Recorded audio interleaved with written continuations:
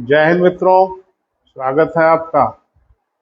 सभी मित्र जल्द से जल्द जुड़े बेटा, बातचीत हम लोग शुरू करें। परीक्षाएं नजदीक है, सघन परिश्रम कर रहे होंगे आप,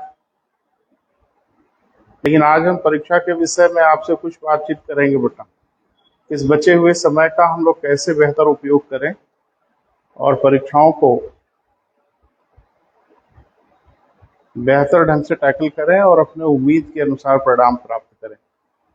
तो कुछ बातचीत आपसे होनी है बेटा, तो थोड़ा वेट कर लेते हैं, अभी कई मित्र आ रहे हैं। बेहतर ढंग से टैकल करें और अपने उम्मीद के अनुसार परिणाम प्राप्त करें। तो आज बेटा कुछ पढ़ने पढ़ाने पे हम बात नहीं कर पाएंगे, क्योंकि वक्त भी नहीं है आपके पास भी। तो मेरा मुख्य ध्यान है आज बेटा इस विषय पे बात करना कि जो यूपी पीसीएस है, प्री एग्जाम 2022, और डेट भी लगभग कंफर्म है, 12 जून को ये परीक्षा होनी है। तो जाहिर सी बात है कि इस परीक्षा के लिए जो आखिरी 20-25 दिन बचे हुए हैं, इस समय में हम कैसे इसको मैनेज करें और कैसे बेहतर ढंग से अपने आप को परीक्षा में प्रस्तुत कर पाएं, इसी विषय पे हम कुछ बातचीत करेंगे बेटा।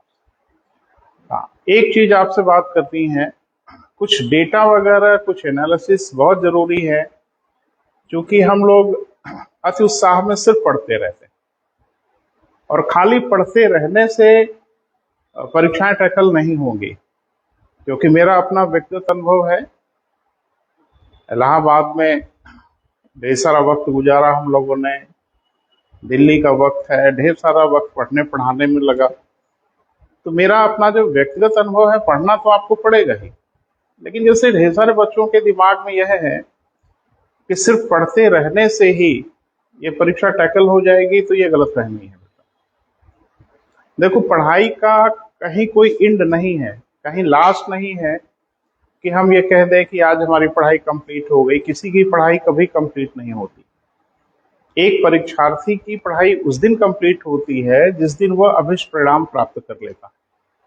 यानी वो जिस कॉम्पिटिटिव एग्जामिनेशन के बारे में सोच रहा है, वहां अगर उसको रिजल्ट मिल जाता है तो मुझे लगता है कि उसकी तैयारी पूरी हुई। तो अब इसमें करना क्या है बेटा, उस पर थोड़ा सा हम आपसे बात करेंगे। देखिए, हम लोग सालों से पढ़ रहे हैं, हजारों घंटे हम लोगों ने पढ़ा है, सेल्फ स्टडी किया है, किसी कोचिंग इंस्टीट्यूट में जाके पढ़ा है, टीचर ने बहुत अच्छा पढ़ाया है, सारी चीजें अपनी जगह पर ठीक हैं। लेकिन क्या आपने कभी एक चीज विचार किया है कि ये पूरे सालों साल की जो हमारी पढ़ाई है, वर्षों तक जो हम लोगों ने पढ़ा है, बचपन से लेके आज तक, वो एक दिन के लिए पढ़ा है, और वो दिन है 12 जून। उस दिन अगर हमारी पढ़ाई का बेहतर रिस्पांस नहीं आया तो हमारी वर्षों की पढ़ाई का फिर कोई अर्थ नहीं बनेगा। तो हम अपनी पढ़ाई को बेहतर ढंग से कैसे एक्सप्रेस कर पाएं परीक्षाओं में, इस रणनीति पे मैं आज बात करूंगा आपसे। 2-2, ढाई-ढाई, 3-3 घंटे की क्लासेस होती हैं, टीचर जादू करता है, आपको बहुत अच्छा लगता है, फिर अगले दिन ये क्रम चलता रहता है। लेकिन कभी आपने विचार किया कि जिस दिन आप क्लास में होते हैं या जिस दिन आप पढ़ रहे होते हैं, उस दिन तो सब कुछ बहुत अच्छा रहता है, लेकिन फिर जैसे जैसे समय बीतता है, 2 दिन, 4 दिन, 6 दिन का समय जैसे बीतता है, वैसे ही फिर धीरे धीरे धीरे धीरे आपकी वो चीजें अब मिस होने लगती, भूलने लगती। तो करना क्या है बेटा पढ़ाई में, हम लोग के हायर कंपटीशन में, कि पढ़ना तो जरूरी है ही है, उसे किसी भी तरह से संजो के रखना है, ताकि जो 12 जून को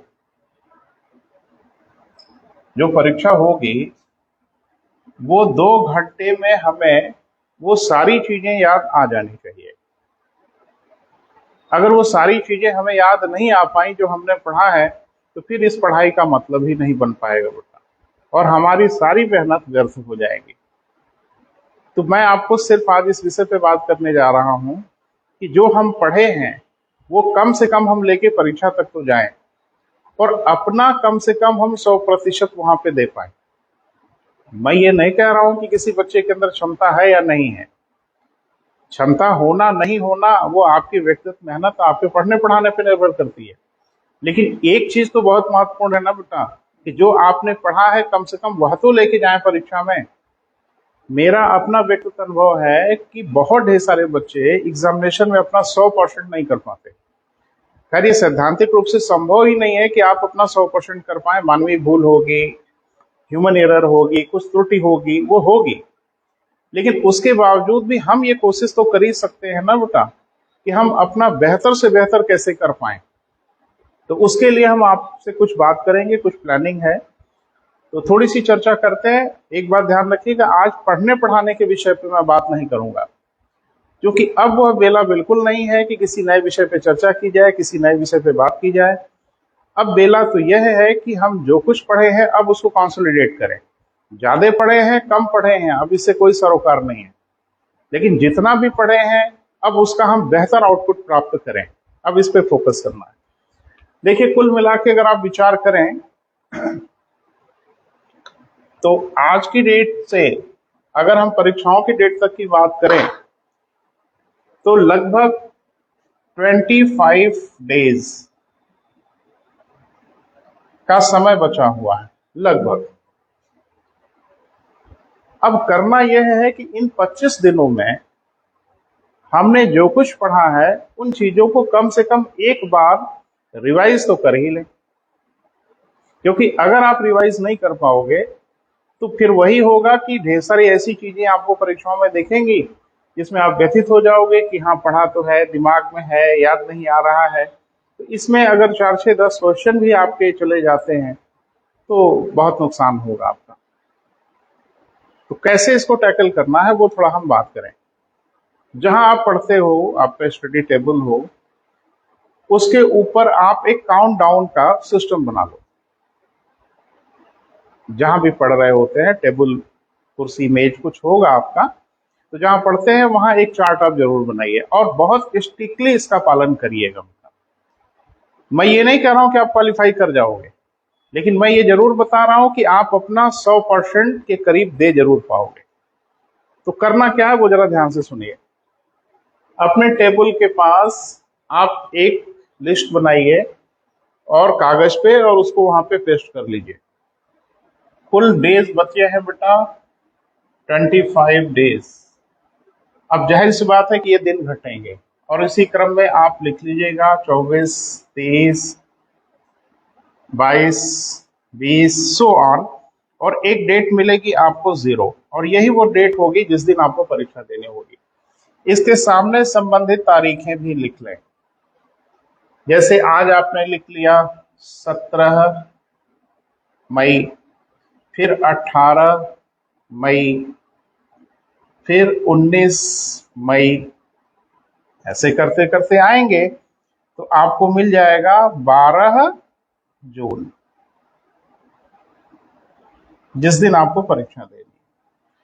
तो कुल मिला जुला के आप अगर ये देखोगे तो आपके पास 25 दिन है। अब आपको करना क्या है बेटा वो थोड़ा ध्यान से सुनिए और इस पे पूरा फोकस करिएगा।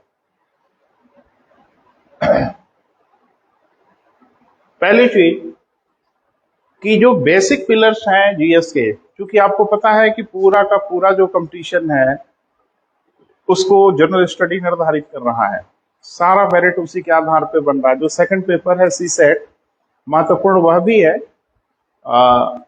मुझे लगता है कि वो क्वालिफाइंग नेचर का है, इसलिए वह तनाव की विषय वस्तु तो नहीं है। कि अगर आपको थोड़ी सी मैथ आती है, रीजनिंग आती है और भाषा पे थोड़ा सा अगर नियंत्रण है तो मुझे लगता है कि उसमें कोई बहुत तकलीफ तो नहीं होनी है। लेकिन फिर भी अगर आपको लगता है कि परेशानी है तो एक बार उसको जरूर देखें। लेकिन पूरी जो मेरिट डिसाइड होनी है वो सामान्य अध्ययन पे निर्धारित होनी है, जीएस पे निर्धारित होनी है। तो जीएस के जो बेसिक्स पिलर हैं, कम से कम जिनको हम लोग 5 टॉपिक के रूप में पढ़ते भी हैं और आपसे चर्चा करते हैं, वो बेसिक पिलर है बेटा ज्योग्राफी,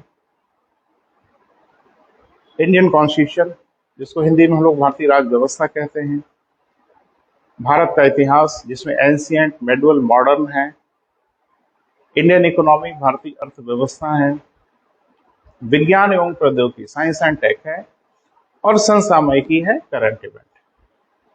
तो कुल मिला के ये 6 टॉपिक हैं जिसपे हमें फोकस करना है। और मुझे लगता है कि जो गंभीर हमारे मित्र हैं वो पिछले वर्षों से इनकी तैयारी करते रहे हैं, तो तैयारी तो करते रहे हैं, बड़ी अच्छी बात है, लेकिन उसे लेके भी तो जाना है परीक्षा में।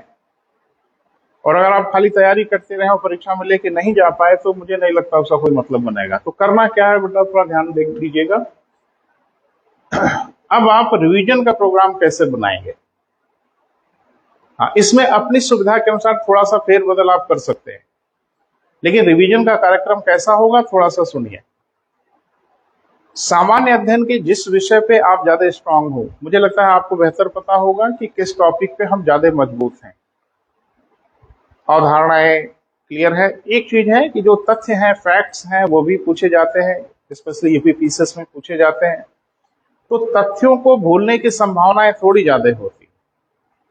अवधारणाएं या कॉन्सेप्ट कोई नहीं भूलता। अगर आप गंभीरता से कॉन्सेप्ट या अवधारणा पढ़े हैं तो मुझे नहीं लगता कोई बच्चा कॉन्सेप्ट भूलने वाला है। तथ्य किसी को भूलते हैं, आपको भी भूलेंगे, तो उसको कैसे मैनेज करना है हम उसी पे थोड़ा सा बात कर रहे हैं आपसे। हाँ, अगर आपने बेहतर साल भर से पढ़ाई की है तो, और पढ़ाई ही अगर आपने नहीं किया है तो इस 20-25 दिनों में तो मुझे नहीं लगता कि कोई जादू होने वाला है। लेकिन हाँ, अगर आपने मेहनत किया है तो मेहनत के बाद भी मैंने देखा है कि 11th आवर में, यानी लास्ट जब कुछ दिन बचे होते हैं, तो बच्चे एकदम हाथ-पाज हो जाते हैं, बदहवास हो जाते हैं, फ्रस्ट्रेट हो जाते हैं, उनका कॉन्फिडेंस लूज हो जाता है, और अल्टीमेटली वो परीक्षा गड़बड़ कर देते हैं। और तब गड़बड़ करते हैं जब उनकी पढ़ाई बेहतर है। तो ऐसे बच्चे अपने आप को कैसे संतुलित रखें, कैसे बेहतर ढंग से परीक्षाओं में जा सकें, उस विषय पे हम आपसे बात कर रहे हैं। पहली बात कि अगर आपने गंभीर परिश्रम किया है तो घबराने की कोई आवश्यकता नहीं है, अपने ऊपर भरोसा रखिए। ये जो परीक्षाएं हैं ना बेटा, वो आपके कॉन्फिडेंस, यानी आपके आत्मविश्वास, आपके धैर्य और आपकी हिम्मत, ये सब की परीक्षा है। ये सिर्फ पढ़ाई का ही कंपटीशन नहीं है। तो कैसे बेहतर करना है वो समझिए। जो जीएस का टॉपिक आपका ज्यादा स्ट्रांग हो, ज्यादा मजबूत हो, जिसपे आपको लगता हो कि आपकी पकड़ थोड़ी बेहतर है, उसे पहले रिवाइज करिए। तो जैसे हमने मान लीजिए कि ये 3 दिन हमने निर्धारित किया कि चलो भाई इन 3 दिन में हमको ज्योग्राफी पढ़ना है,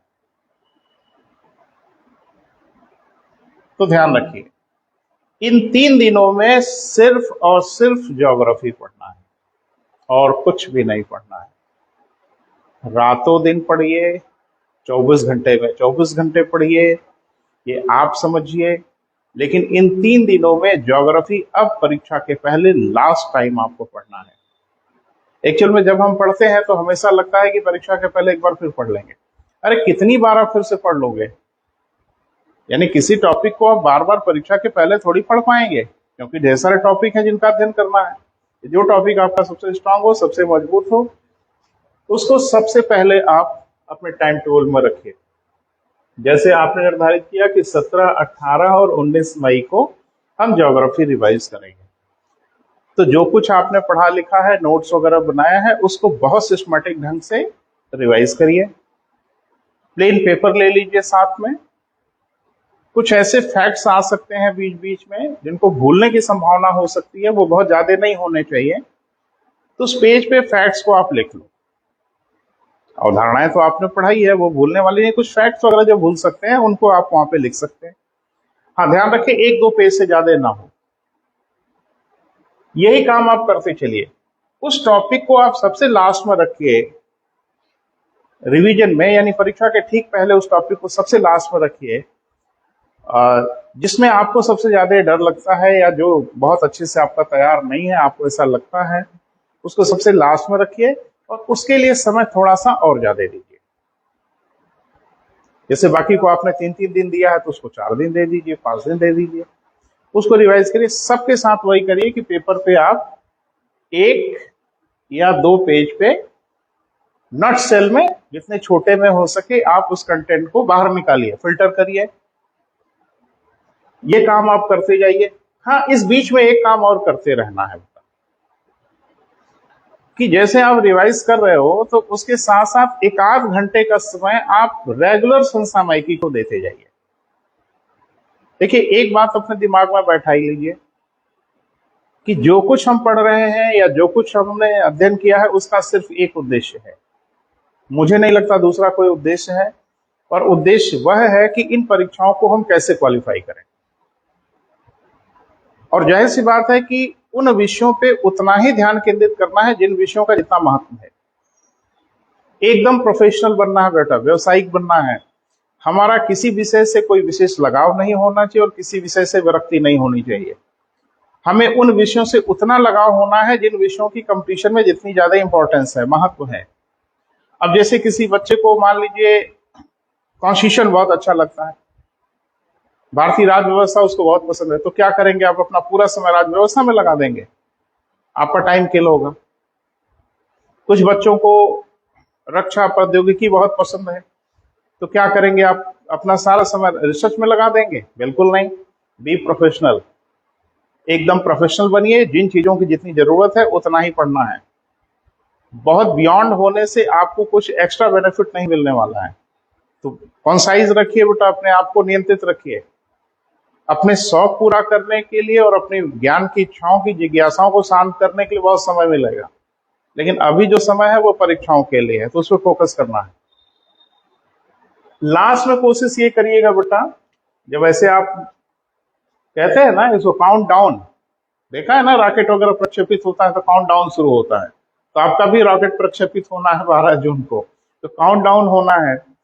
ध्यान रखिएगा 12 जून के पहले, यानी कोशिश करिएगा कि 9 या 10 जून तक आपके रिवीजन का कार्यक्रम अच्छा बुरा जैसा भी हो पूरा हो जाना चाहिए, कंप्लीट हो जाना चाहिए। और हर विषय को यह मान के रिवाइज करिए कि परीक्षा के पहले अब आखिरी समय पढ़ रहे हैं, अब दोबारा पढ़ने का मौका नहीं मिलेगा। कोशिश करिए कि परीक्षा के 2 से 3 दिन पहले रिवीजन का सारा कार्यक्रम कंप्लीट कर लीजिए। इससे 2 फायदा होगा। एक तो आप रिलैक्स हो जाओगे, थोड़ा सा आप रिलैक्स फील करोगे, हाज पाज की कंडीशन से बाहर होंगे। दूसरा कि इसमें एक खास बात यह हो जाएगी कि जो कागज पे आपने नोट किया है ना, एक एक 2-2 पन्ने, ये 2-3 दिन उसको पढ़ने का फिर मौका मिल जाएगा, तो एक तरह से आपका फिर से रिवीजन हो जाएगा। और लास्ट में समसामयिकी के लिए भी 2-3 दिन का समय तो होना ही चाहिए, जिस 2-3 दिन में आप करंट इवेंट समसामयिकी पे फोकस करें। एक बात ध्यान रखिएगा बेटा, जीएस के जो बेसिक पिलर्स हैं उनका अध्ययन हम बहुत विस्तार से करते हैं, लेकिन समसामयिकी के लिए आप बहुत ज्यादा वक्त नहीं देते। तो मैं आपकी सूचना के लिए बताऊं कि आज की डेट में आपके प्रश्न पत्र में सबसे ज्यादा, अगर किसी सेगमेंट की बात करें तो सबसे ज्यादा क्वेश्चन समसामयिकी से आ रहे हैं। तो अगर सबसे ज्यादा क्वेश्चन समसामयिकी से आ रहे हैं, करंट इवेंट से आ रहे हैं, तो क्यों आपको सबसे ज्यादा समय तो समसामयिकी को देना चाहिए। लेकिन हाँ, ये ऐसा टॉपिक है कि इस पे बहुत ज्यादा समय इकट्ठे देने की आवश्यकता नहीं है, पार्ट में समय देना है। अगर आप रेगुलर समसामयिकी पढ़ते रहे, कंपटीशन की कोई मैगजीन देखते रहे, न्यूज़पेपर ध्यान से पढ़ते रहे हैं, अपना एक पर्सनल नोट्स बनाते रहे हैं, ये बर्डन आपका लगभग समाप्त होगा। लेकिन लास्ट के जो 2-3 दिन मिलेंगे, उन 2-3 दिनों में आपको बेहतर ढंग से समसामयिकी को रिवाइज करना है, समसामयिकी को पढ़ना है, जीएस को रिवाइज कर लेना है। ये सारी चीजें जब आप बेहतर ढंग से कर पाएंगे तो मुझे लगता है कि आप अपनी परीक्षा में 100% भले न दे पाएं, लेकिन आप अपने जो भी नॉलेज है उसको मैक्सिमाइज कर सकते हैं परीक्षाओं में। तो ऐसे सभी मित्र जो 12 जून को परीक्षाएं देने जा रहे हैं उनको मैं अग्रिम बधाई दे रहा हूं। आप सभी लोग जरूर सफल होंगे, लेकिन योजना सही होनी चाहिए। मैंने बार बार आपसे कहा है कि जो परीक्षाएं होती है ना बेटा, वो जस्ट लाइक अ वॉर होती हैं, एक युद्ध से कम नहीं होती। जैसे एक युद्ध में बेहतर रणनीति आपके काम आती है।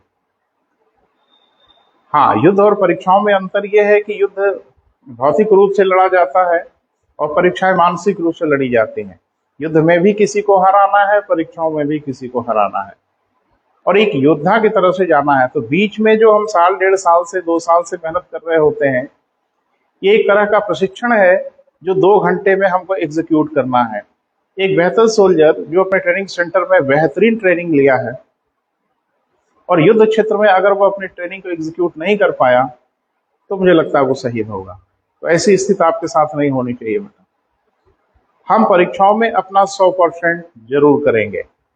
जो मैंने योजना बताई है ये जांची परखी योजना है, इस योजना का पालन करिए कड़ाई से और भरोसा रखिए अपने ऊपर, कॉन्फिडेंस रखिए, आप कर सकते हैं और आप कर लेंगे।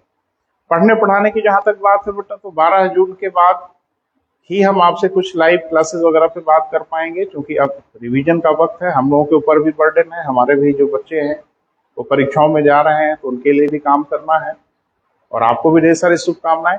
एक आंकड़े के साथ बेटा हम अपनी बात को आज समाप्त करेंगे। हाँ, अभी आपकी सूचना के लिए मैं बता दूं कि जैसे मेरा अपना व्यक्तिगत अनुभव रहा है असिस्टेंट कमांडेंट का विद्यार्थी जीवन में। हम लोग तो इलाहाबाद में, हम लोगों के ज़माने में कोचिंग वगैरह नहीं हुआ करती थी, लेकिन खुद से मेहनत करके हम लोगों ने माइलस्टोन बनाया, इस परीक्षाओं को क्वालिफाई किया, जो आज CAPF के नाम पे है। आप भी कर सकते हो, उसका भी बैच हम शुरू करने जा रहे हैं। स्पेशली जो हमारे आसपास के बच्चे हैं वो संस्थान में आए। अब तक इस संस्थान के लगभग 10-12 बच्चे असिस्टेंट कमांडेंट बने। आपकी भी बारी है, आपके साथ भी काम होगा। इसके अलावा कुछ जो स्टेट गवर्नमेंट के छोटे मोटे एग्जाम है, स्पेशली जैसे सुपर टेट वगैरह की परीक्षा है, कांस्टेबल की परीक्षा है, या इस तरह की परीक्षा है, उसका भी प्रोग्राम हम लोग शुरू करने जा रहे हैं। उसमें भी आइए, आपका स्वागत है। संस्थान पिछले 20 वर्षों से है, 2003 से, और आपका स्नेह बना हुआ है, तभी हम 20 साल से यहाँ हैं। और बिल्कुल जब तक आपका स्नेह रहेगा हम रहेंगे, आपसे बातचीत करते रहेंगे, और निश्चित रूप से आपकी सफलता में कुछ हम भी सहयोग करेंगे। सफलता में सारा श्रेय आपको जाता है, लेकिन थोड़ी बहुत भूमिका कोशिश करेंगे कि हम लोगों की भी हो, ताकि आप सफल हो पाए। एक आंकड़ा बेटा आपको देना है, जिसको समझिए और परीक्षा की गंभीरता को महसूस करिए। यूपी BCS की परीक्षाएं कितनी गंभीर हैं, इसको थोड़ा सा समझने का प्रयास करिए। और मुझे लगता है कि कभी भी परीक्षाओं को हल्के में नहीं लेना है बेटा। क्यों नहीं लेना है वो जरा सा देख लें। जैसे मान लीजिए कि 400 वैकेंसी है, वैकेंसी अगर 400 है तो प्रीलिम्स एग्जामिनेशन में आप ये मान के चलिए कि 8000 लोग क्वालिफाई करेंगे। तो वैकेंसी तो यही है बेटा, 4000, और जो क्वालिफाई करेंगे वो करेंगे लगभग 8000, 20 गुने के आसपास क्वालिफाई करते हैं। अब जाहिर सी बात है कि 8000 लोग मुख्य परीक्षा देंगे। मुख्य परीक्षा के बाद आप ये मान के चलो लगभग 1200 लोग रिटन क्वालिफाई करेंगे, जो इंटरव्यू के लिए जाएंगे। 1200 लोग, इन 1200 लोगों में अंतिम रूप से जो चयन होगा वो होगा कितना बेटा, 400 लोगों का। सिलेक्शन जो होगा वो होगा 400 लोगों का। जरा आंकड़ा देखिए, 400 वैकेंसी है, फॉर्म तो भरने के लिए लाखों फॉर्म भरेंगे, लेकिन उसमें से 8000 लोग क्वालिफाई करेंगे, प्री क्वालिफाई करेंगे। 8000 लोगों में जो मेंस क्वालिफाई करेंगे वो मान के चलो लगभग 1200 लोगों को इंटरव्यू के लिए कॉल किया जाएगा, तो 400 लोगों को नौकरी मिलेगी। अब जरा आंकड़ा देखिए कि अगर इसमें से 400 आप घटा दिए तो लगभग 7600 लोग रह गए। अब ये 7600 लोग अगले वर्ष की परीक्षा में भाग लेंगे ना। कुछ लोग ओवर एज हो जाएंगे, कुछ लोगों की उम्र हो जाएगी, चलो ठीक है, हम मान लेते हैं 100-200 लोगों की संख्या घट जाए, लेकिन लगभग उतने ही लोग जितने क्वालिफाई किए थे उतने लोग फिर से प्रीलिम्स में पार्टिसिपेट करेंगे। और एक बात और ध्यान रखना, उस 400 में से भी बहुत ढेर सारे लोग फिर से परीक्षा देते हैं। जो बच्चा DSO हुआ है, जो बच्चा ARTO हुआ है, या जो STO हुआ है, वो अगले साल की परीक्षा क्यों ना दे, चाहे वो SDM का सप्ताह ना देखे। तो कुछ ही लोगों को आप छोड़ दें तो बाकी सभी लोग लगभग परीक्षा देते हैं, जो सिलेक्शन ले लिए हैं वो भी। तो अब जरा मुझे आप बताइए कि लगभग 8000 लोग तो फिर से परीक्षा दे रहे हैं, तो जो लोग पिछले वर्ष की परीक्षा क्वालिफाई किए हैं उन्होंने परीक्षा के मानक को छुआ है।